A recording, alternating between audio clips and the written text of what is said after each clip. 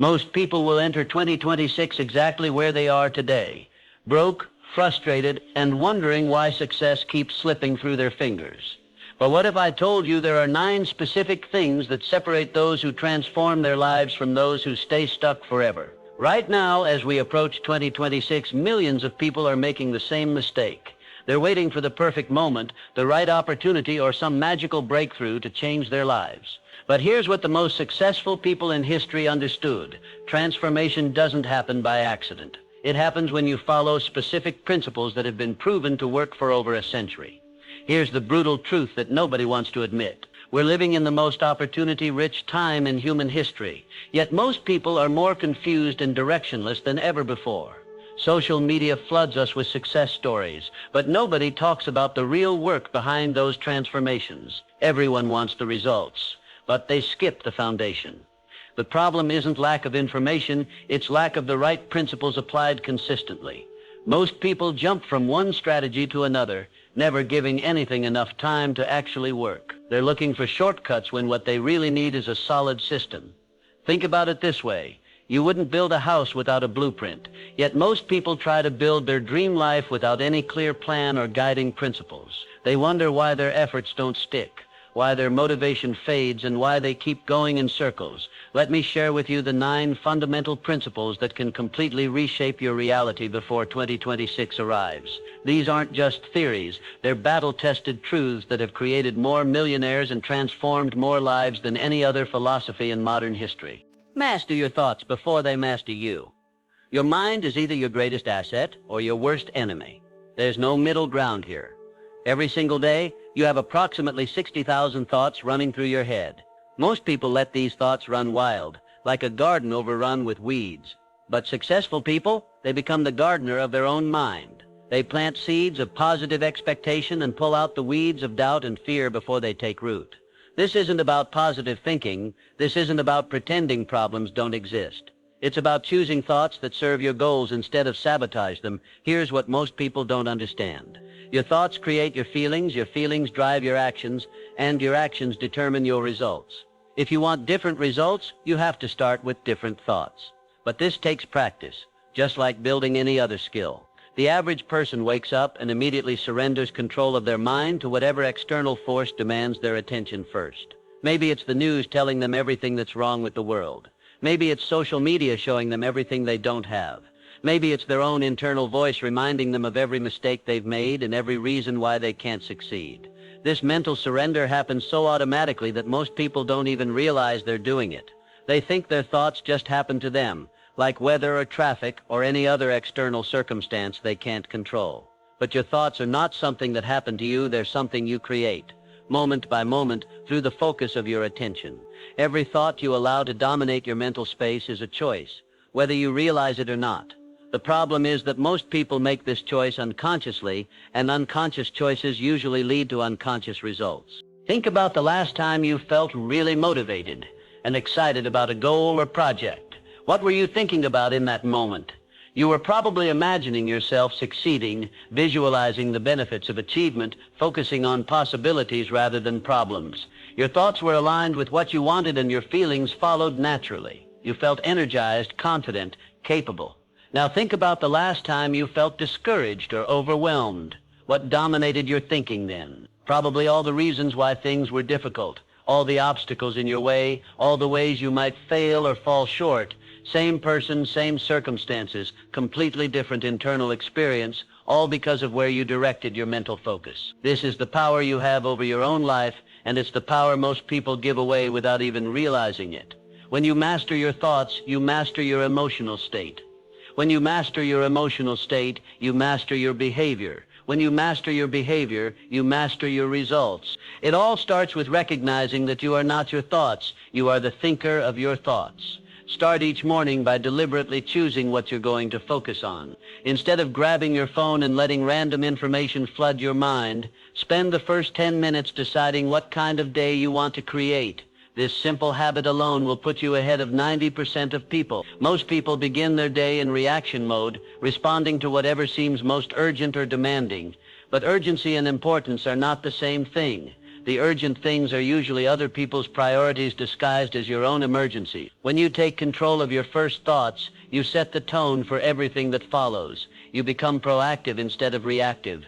You start moving toward your goals instead of just responding to immediate pressures. This doesn't mean ignoring reality or pretending challenges don't exist. It means choosing to focus on solutions rather than problems, possibilities rather than limitations, actions you can take rather than circumstances you can't control. The most successful people in history understood this principle at a deep level. They knew that external circumstances would always be mixed, some good, some challenging, some completely unexpected. But they also knew that their response to those circumstances was entirely within their control. They developed the mental discipline to focus on what served their goals regardless of what was happening around them. This mental discipline became their competitive advantage in every area of life. Define your definite chief aim. Here's where most people fail before they even start. They want success, but they can't define what success actually looks like for them. They want to be rich, but they don't know what rich means in specific numbers. They want to be happy, but they haven't identified what actually makes them happy. They want to make a difference, but they haven't clarified what kind of difference or for whom. This vagueness isn't just unhelpful, it's actually destructive because it prevents you from taking focused action toward anything meaningful. Your definite chief aim is your North Star. It's the one thing that matters more than anything else in your life. Not 5 things, not 10 things. One primary purpose that drives everything else you do. This might sound limiting at first, like you're giving up on other important areas of your life. But the opposite is true. When you have one clear, compelling purpose that organizes all your efforts, you actually become more effective in every area because everything you do either supports your main purpose or falls away as unnecessary distraction. This isn't just about setting goals. Goals are what you want to achieve, specific measurable outcomes with deadlines. Your definite chief aim is bigger than any single goal. It's who you want to become and why it matters. It's the organizing principle that gives meaning to all your individual goals and connects them into a coherent life strategy. When you have true clarity here, decision-making becomes simple. Every opportunity gets filtered through one question. Does this move me closer to or further from my definite chief aim? Most people spend more time planning their vacation than planning their life. They drift from day to day, responding to whatever seems urgent instead of focusing on what's actually important. They chase opportunities that look good on the surface but don't align with any larger purpose. They say yes to things they should say no to and no to things they should say yes to because they don't have clear criteria for making these decisions. Without a definite chief aim, you're like a ship without a destination. You might stay busy, but you're not making meaningful progress toward anywhere you actually want to go. The process of defining your definite chief aim requires brutal honesty about what you actually want versus what you think you should want. Society, family, friends, media, everyone has opinions about what your life should look like, but their opinions are based on their values, their fears, their limitations, their understanding of what's possible. Only you can decide what's truly meaningful for your own life. This doesn't mean ignoring wise counsel or valuable input from others. It means taking that input and filtering it through your own deepest sense of purpose and possibility. Your definite chief aim should be something that excites you even when you're tired, something that pulls you forward even when external circumstances are challenging. It should be big enough to require you to grow into a better version of yourself, but specific enough that you can take concrete action toward it every single day. It should connect to your core values but challenge your current limitations. It should serve others while fulfilling your own deepest needs for contribution and growth. Write down your definite chief aim in one clear sentence. Make it specific, make it meaningful, and make it something that excites you even when you're tired. This becomes your filter for every decision from now on. When someone asks for your time, you ask whether it serves your definite chief aim. When you're considering a new opportunity, you evaluate it against your definite chief aim. When you're feeling overwhelmed by options, you choose whatever aligns most closely with your definite chief aim. This clarity transforms everything about how you approach your life. Instead of being busy, you become productive. Instead of reacting to circumstances, you create circumstances. Instead of hoping things will work out, you make things work out through focused, consistent action aligned with your deepest purpose. Your definite chief aim becomes the foundation upon which you build everything else. Your daily habits, your relationships, your career choices, your financial strategies, your personal development priorities. Build an unshakable belief system. Belief isn't just hoping something will work out. Real belief is the absolute certainty that you will find a way to achieve what you want, regardless of current circumstances or obstacles that appear. Most people have conditional belief. They believe they can succeed if everything goes perfectly, if they don't face too many obstacles, if other people support them. But that's not belief, that's wishful thinking. Unconditional belief means you know you'll find a way even when you don't know what that way is yet. It means you're committed to the outcome, not attached to a specific method. When one approach doesn't work, you try another. When that doesn't work, you try something else. Failure becomes feedback, not a verdict. Your belief system is like the foundation of a building.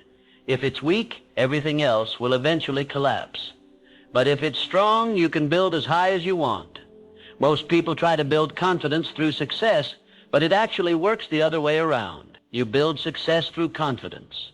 This backwards approach is why so many people stay stuck waiting for external validation before they believe in themselves. They're waiting for proof that they can succeed before they commit fully to succeeding. But proof comes after commitment, not before it. Think about every major achievement in human history. Someone had to believe it was possible before there was any evidence it could be done. The Wright brothers believed humans could fly before anyone had ever done it successfully. Every entrepreneur believes their business will succeed before they have customers or revenue. Every athlete believes they can win before they've proven they can beat the competition. Belief always comes first. Evidence follows later. The problem is that most people inherited their belief system from others rather than consciously choosing it for themselves. Start by examining what you currently believe about money, success, relationships, and your own capabilities. Where did these beliefs come from? Are they serving you or limiting you? You inherited most of your beliefs from other people, your parents, teachers, friends, society. But you get to choose which ones to keep and which ones to replace. Many of the beliefs that run your life were formed when you were very young, before you had the experience or wisdom to evaluate whether they were actually true or helpful. Maybe someone told you that money doesn't grow on trees, that you have to work hard for everything you get, that successful people are just lucky, that you're not smart enough or talented enough or connected enough to achieve big things. These statements might have been well-intentioned, but they became limiting beliefs that now control your expectations and actions. The most dangerous beliefs are the ones you don't even recognize as beliefs. They feel like facts, like reality, like just the way things are. But every belief is just an opinion you've held long enough that it feels true. The good news is that if you created these beliefs unconsciously, you can replace them consciously. You can choose new beliefs that support your goals instead of sabotage them. Building an unshakable belief system starts with understanding the difference between facts and interpretations. Facts are neutral. They're just what happened. Interpretations are the meaning you assign to what happened. Most people think their interpretations are facts, but they're just one possible way of understanding the situation. When something doesn't go according to plan, the fact is simply that it didn't go according to plan. Everything else, what it means about you, your capabilities, your chances of future success, is interpretation, and you get to choose the interpretation that serves you best. Successful people interpret setbacks as temporary, specific, and external. Temporary means this situation won't last forever. Specific means this problem doesn't affect every area of their life. External means this setback doesn't reflect their fundamental worth or capabilities. Unsuccessful people do the opposite. They interpret setbacks as permanent, pervasive, and personal. They think one failure means they're a failure, that one rejection means they're not good enough, that one mistake proves they don't have what it takes. Your beliefs determine what you notice, what you ignore, what you attempt, and how you respond when things don't go as planned. When you truly believe something is possible for you, you notice opportunities that support that belief. You take actions that move you toward that outcome. You persist through challenges because you know they're temporary obstacles, not permanent barriers. When you don't believe something is possible, you unconsciously filter out information that contradicts your belief. You avoid actions that might prove you wrong. You quit at the first sign of difficulty because it confirms what you already expected. The strongest belief system combines absolute certainty about your ultimate success with complete flexibility about the path to get there. You know you'll achieve your definite chief aim, but you're not attached to any specific strategy for achieving it. This combination of certainty and flexibility makes you unstoppable because you never run out of options. Every closed door just redirects you toward the door that's supposed to open. Every failure just teaches you something you needed to learn. Every obstacle just makes you stronger and more resourceful. Take complete personal responsibility. This is probably the hardest principle for most people to accept, but it's also the most liberating. Everything in your life right now is the result of decisions you made or decisions you allowed others to make for you. Your bank account, your relationships, your health, your happiness, it's all connected to your choices. Not your circumstances, not your background, not what happened to you, your choices in response to everything that occurred. Most people give away their power by blaming external factors. The economy, their boss, their parents, their education, their location, there's always something or someone else responsible for their problems.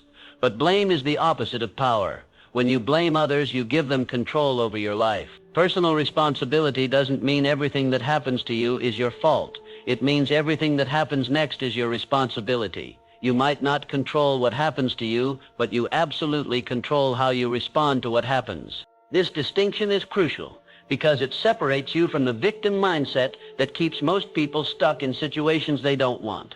Bad things happen to everyone. Unfair situations occur. People sometimes treat you poorly. Economic conditions change. Natural disasters strike. Family members get sick. These events are largely outside your direct control, and feeling guilty about them serves no useful purpose. But your response to these events is completely within your control, and your response determines whether these events become stepping stones or stumbling blocks in your life. This shift in thinking changes everything. Instead of asking, why me, you start asking, what now? Instead of looking for someone to blame, you start looking for solutions. Instead of feeling like a victim, you start feeling like the director of your own life. When you take complete personal responsibility, you stop making excuses and start making progress. You stop waiting for permission and start taking action. You stop hoping things will change and start changing things. The victim mindset is seductive because it removes the burden of action. If your problems are someone else's fault, then someone else should solve them. If your lack of success is due to external circumstances, then you don't have to do anything differently until those circumstances change. This mindset provides temporary emotional relief, but creates long-term powerlessness. You become dependent on forces outside your control for your happiness, success, and fulfillment. Personal responsibility is initially more demanding because it requires you to acknowledge your role in creating your current situation, even when that's uncomfortable. It means admitting that some of your decisions weren't optimal, that some of your habits aren't serving you, that some of your excuses aren't valid. But this initial discomfort leads to long-term empowerment because you realize that if you helped create your current situation, you can also create a different situation. Most people resist personal responsibility because they confuse it with self-blame. They think taking responsibility means beating themselves up for past mistakes or feeling guilty about their current circumstances. But responsibility and guilt are opposites. Guilt keeps you focused on the past and what you did wrong. Responsibility keeps you focused on the future and what you can do right. Guilt is about judgment and shame. Responsibility is about power and possibility. When you truly accept personal responsibility, you stop wasting energy on resentment, blame, and wishful thinking about how things should be different. Instead, you channel that energy into productive action based on how things actually are. You stop waiting for other people to change and start changing yourself. You stop hoping for better circumstances and start creating better circumstances through your choices and actions. This doesn't mean you have to do everything alone or that asking for help is somehow weak or wrong. Personal responsibility includes the responsibility to recognize when you need assistance, guidance, or support and to seek it out actively. The difference is that you're asking for help from a position of personal power rather than victimhood. You're not asking others to solve your problems for you. You're asking them to help you solve your own problems more effectively. Taking complete personal responsibility also means accepting responsibility for your future, not just your past. It means recognizing that your current situation is temporary and that you have the power to improve it through consistent, focused action over time.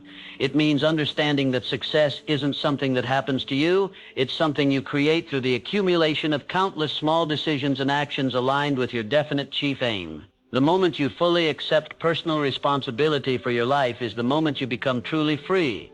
Free from excuses, free from blame, free from depending on others for your happiness and success, and free to create the life you actually want rather than just accepting whatever life gives you. Develop persistence beyond normal limits. Most people quit right before the breakthrough comes. They give up when things get difficult, when progress seems slow, or when they hit their first major obstacle. But every person who achieved something significant had to push through multiple points where quitting seemed logical. Persistence isn't just continuing to do the same thing over and over. That's stubbornness, not persistence. Real persistence means continuing to move toward your goal while being willing to adjust your methods when necessary. Think about water flowing down a mountain. When it hits a rock, it doesn't stop. It finds another way around. When it hits another obstacle, it adapts again. It keeps moving toward its destination no matter what gets in the way. That's the kind of persistence that creates extraordinary results. Water doesn't get frustrated with obstacles or take them personally. It simply flows around them, over them, or through them, always maintaining its fundamental direction toward lower ground. Most people have short-term persistence. They can stick with something for a few weeks or maybe a few months.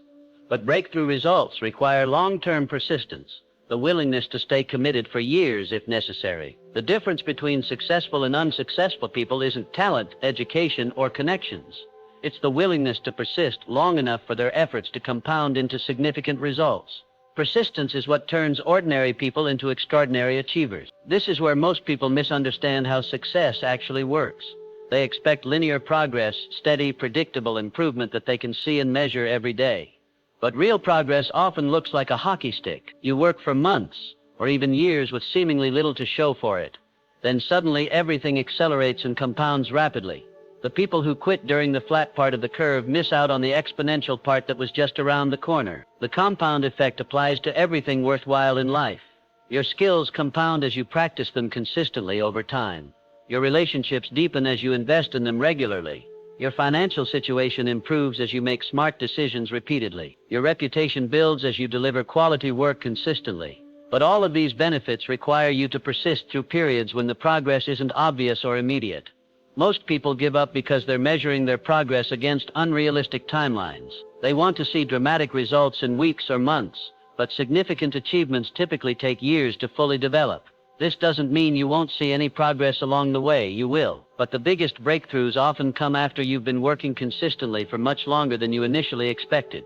The key is to find ways to enjoy the process itself, not just the final outcome. If you only find satisfaction in reaching your ultimate goal, you'll be miserable for most of the journey. But if you can find meaning in the daily practice, in the small improvements, in the gradual building of your capabilities, then persistence becomes much easier because you're getting positive feedback along the way. Develop your persistence muscle by finishing what you start, especially small things.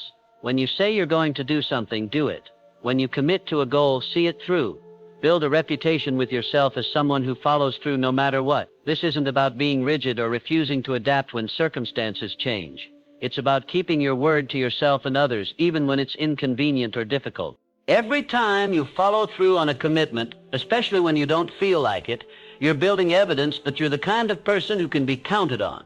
This evidence accumulates over time and becomes the foundation of unshakable self-confidence. You know that when you say you're going to do something, you'll find a way to make it happen, regardless of obstacles or changing circumstances. The people who develop extraordinary persistence understand that quitting is always an option, but it's never the best option. There's always something you can learn, some way you can improve, some different approach you can try. The only real failure is stopping completely. Everything else is just feedback that helps you adjust your strategy and move forward more effectively. Create and follow a definite plan. Dreams without plans remain dreams. Plans without action remain plans. But dreams with plans and action become reality. Most people have the dream part figured out. They know what they want. Some people even get to the planning stage. But very few people consistently execute their plans with discipline and focus.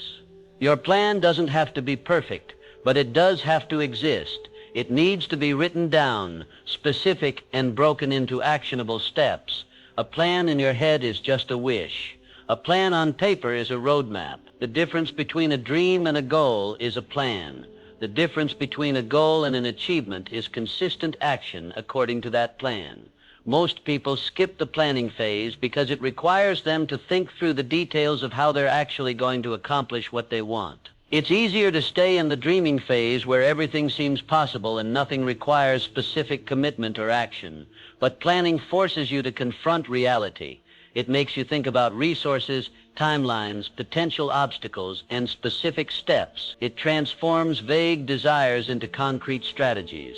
It reveals what you don't know and what you need to learn.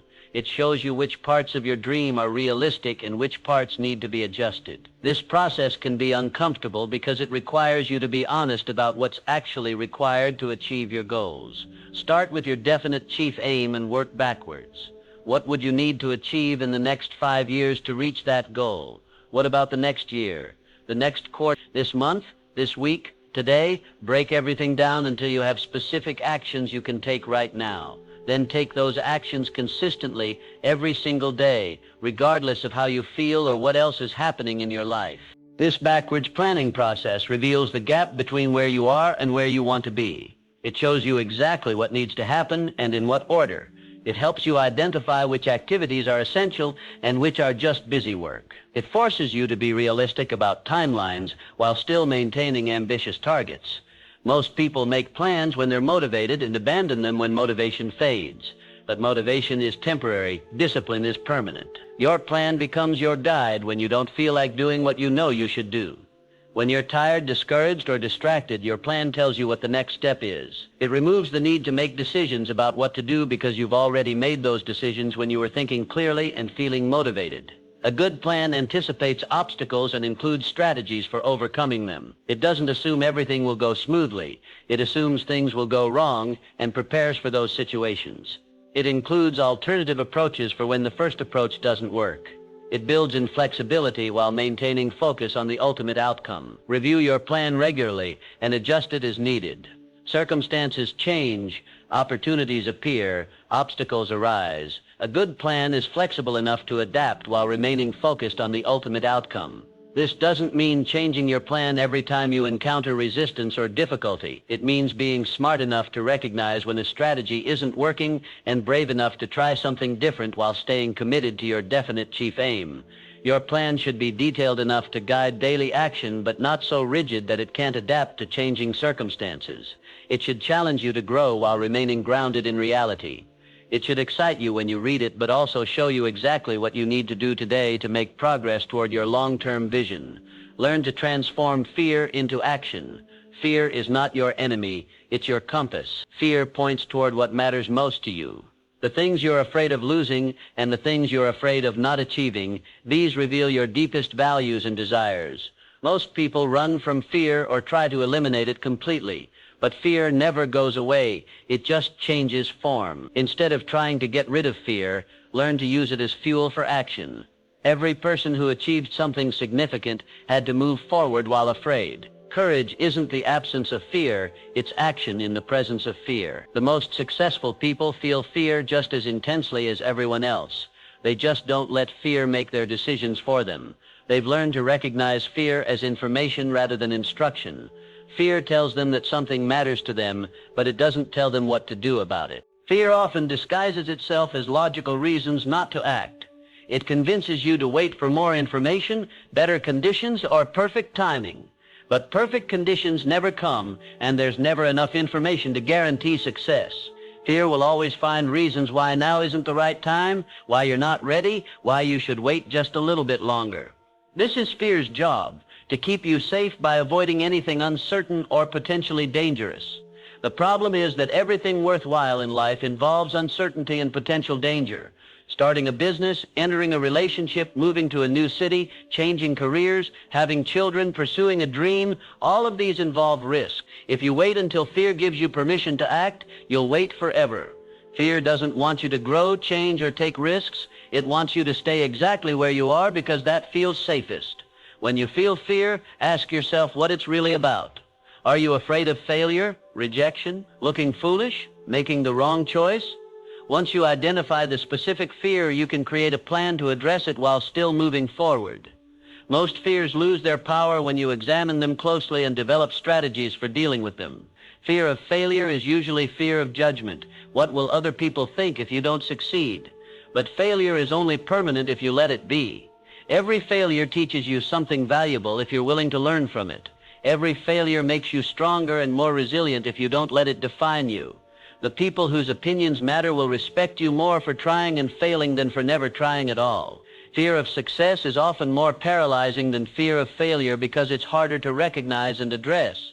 You might be afraid that success will change you, that you'll lose important relationships, that you won't be able to handle the pressure and responsibility that comes with achievement.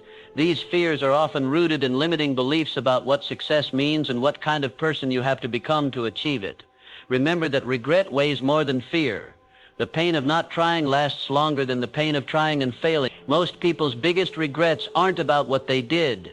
They're about what they didn't do when they had the chance, the opportunities they passed up, the dreams they abandoned, the risks they were too afraid to take. These regrets compound over time and become heavier as you realize that many of those opportunities won't come again. The key to transforming fear into action is to make friends with discomfort. Recognize that feeling afraid doesn't mean you're in actual danger. It just means you're about to do something important. The more significant the potential outcome, the more fear you're likely to feel. This makes fear a reliable indicator that you're moving in the right direction even when it doesn't feel good. Start by taking small actions while afraid. Then gradually increase the size of the actions as you build confidence in your ability to handle fear. Every time you act despite being afraid, you prove to yourself that fear doesn't have to control your choices. You build evidence that you can handle uncertainty, discomfort, and the possibility of failure. This evidence becomes the foundation for even bigger actions in the future. Surround yourself with success-minded people. You become like the people you spend the most time with. This isn't just about picking up their habits, it's about adopting their standards, their expectations, and their way of thinking about what's possible. If you're surrounded by people who complain about money, you'll develop a scarcity mindset about money. If you're around people who make excuses, you'll find yourself making excuses. If you spend time with people who think small, your own thinking will shrink. But the opposite is also true. When you surround yourself with people who think big, solve problems, and take action, you'll naturally start doing the same things. Their standards become your standards. Their normal becomes your normal. This happens unconsciously through a process called social proof. Your brain automatically adjusts your behavior to match the group you identify with most strongly. It's a survival mechanism that helped our ancestors fit into their tribes, but in modern life it can either accelerate your success or keep you trapped in mediocrity.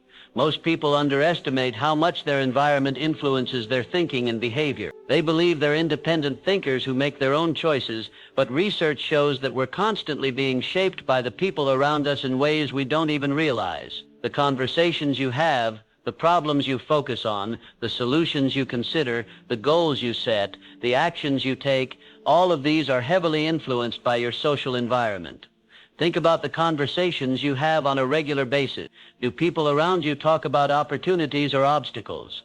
Do they discuss ways to create more value or ways to get by with less effort? Do they share ideas for improvement or complaints about circumstances? These conversations don't just fill time, they program your subconscious mind with certain ways of thinking about the world and your place in it. This doesn't mean you need to cut off relationships with everyone who isn't successful yet. It means being intentional about who has influence over your thinking and your decisions.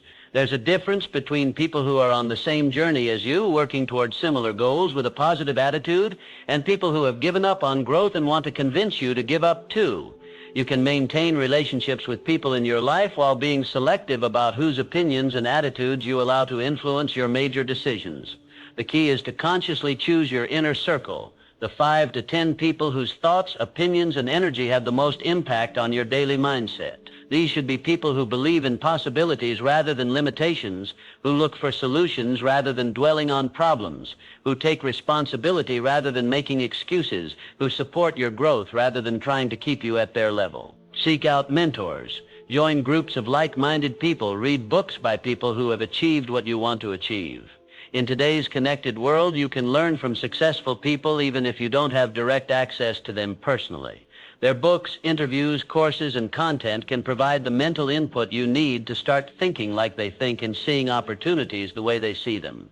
Most people accidentally let their environment shape them instead of intentionally shaping their environment. They hang around whoever happens to be convenient instead of choosing relationships that support their growth. They attend social gatherings out of obligation rather than selecting events where they'll meet people who challenge them to become better. They scroll through social media feeds that fill their mind with gossip, complaints, and negativity instead of curating content that inspires and educates them. Your network doesn't just determine your opportunities, it determines your mindset. The people in your network expose you to different ways of thinking, different approaches to problems, different levels of standards and expectations. When you're around people who settle for less, settling becomes normal. When you're around people who demand excellence from themselves, excellence becomes your new standard too. This principle requires you to make some difficult choices. You might need to spend less time with certain people, even people you care about, if their influence is consistently negative or limiting.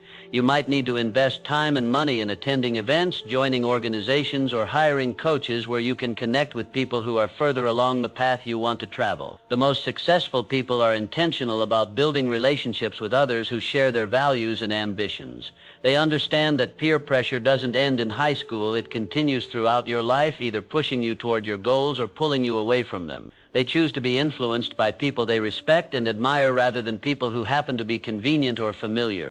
Choose people who challenge you to become better, not people who make you comfortable staying the same. Comfort is the enemy of growth.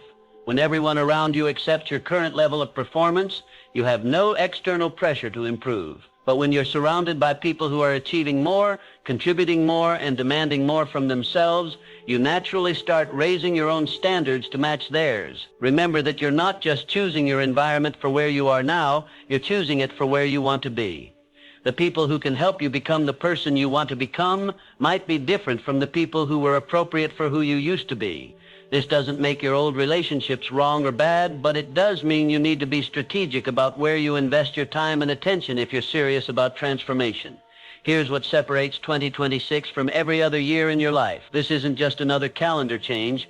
This is your line in the sand. This is when you stop talking about what you're going to do someday and start doing it today. The people who will transform their lives before 2026 aren't waiting for permission, perfect conditions, or more information. They're taking these 9 principles and applying them immediately, consistently, and without compromise. You have a choice right now. You can watch this video, feel inspired for a few minutes, and then go back to doing exactly what you've been doing. Or you can decide that today is the day everything changes.